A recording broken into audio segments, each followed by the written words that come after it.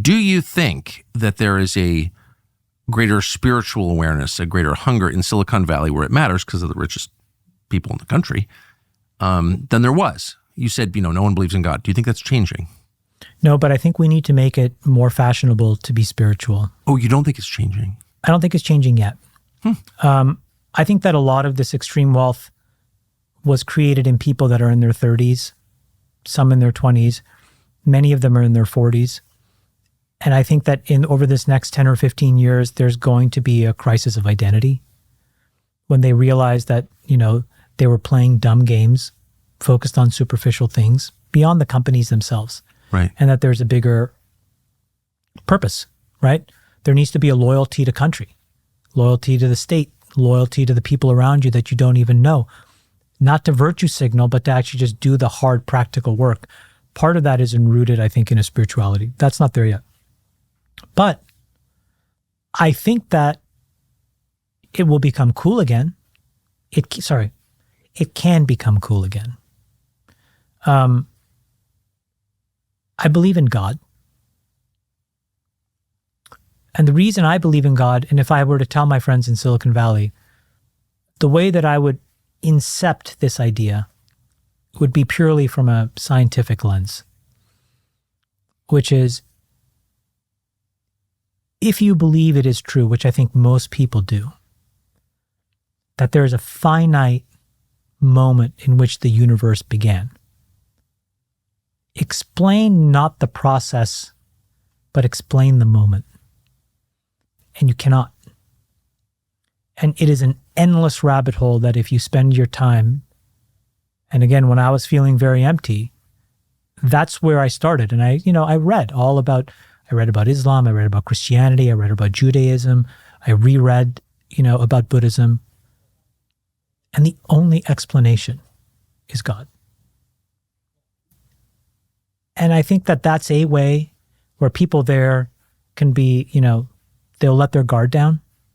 Because if you start a conversation about physics and cosmology and people are very open-minded, and then you go, well, how did it happen? How did t equals 0 happen? And what does t minus 1 look like? And their brains explode. Why? Their brains truly explode because people that are very good technologically in that way are very good at getting to explanations. And they're very good at kind of like breaking things down. I know it's used a lot now, but into first principles. And yes, there is no first principles explanation for how the universe began. There is none. Don't tell me about the Big Bang Theory. It doesn't work. Don't tell me about general relativity because it all breaks. We have to make these profound assumptions in math and physics to make it all hang together. Because you cannot tell me what t equals 0 right at that moment. How? Nobody can answer the how. No. And so then if you look at this entire lived world around you, I don't know, I'm filled with this like immense gratitude. And then I think it must be God. And that gives me something. I didn't have that before. Millions of Americans are still clinging to their New Year's resolutions, but some goals transcend the flipping of the calendar. Being prepared should always be a goal. When a crisis hits, the last thing you want is to be scrambling for something basic like medication. And that's why the Jace case changes the game. The Jace case is your personal emergency supply of life-saving medications, antibiotics, critical prescriptions, things you're actually going to need when pharmacies are not available. The Jace case's protection is totally necessary. So as you're planning for the rest of this year, make emergency preparedness a top priority. We don't know what's coming next. We do know preparation beats panic every single time. So with the Jace case, you'll have peace of mind knowing that you are ready for whatever happens. Go to jacecase.com, enter the code Tucker to make sure you have the right meds on hand when you need them, which is usually the moment when you can't get them.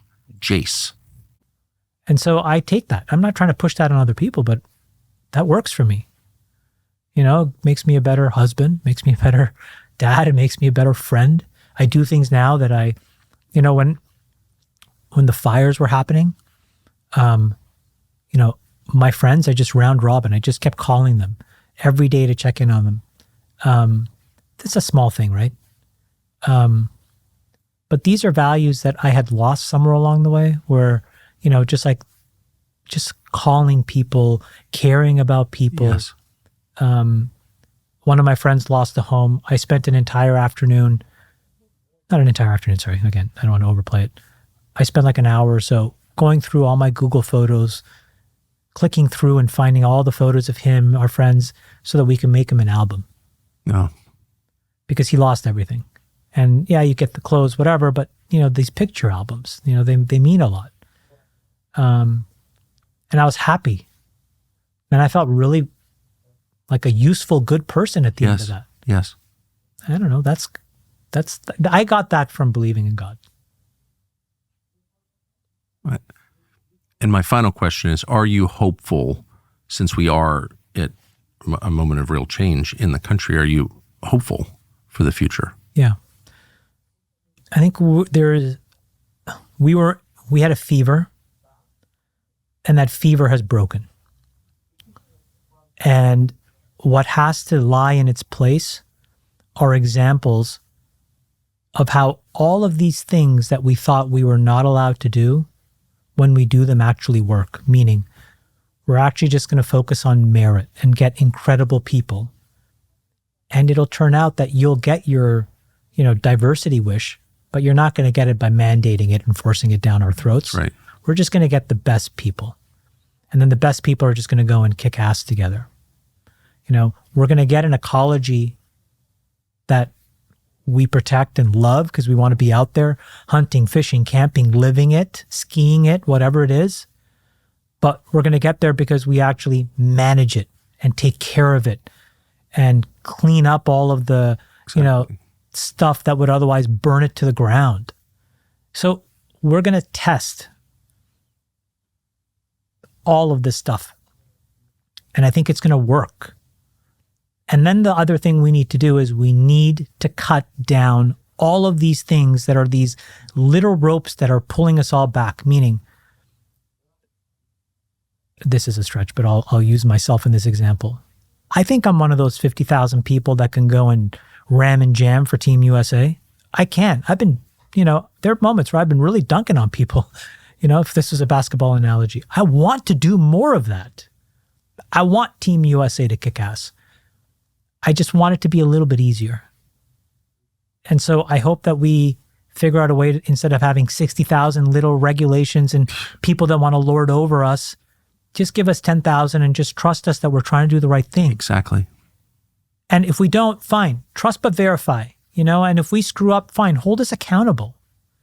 But just give us a chance so that we can just make sure that USA, Team America, that idea is the singular organizing function for America, not everybody's own little pet project. Right. So I think that's possible. But time will tell. These next 4 years will be super critical.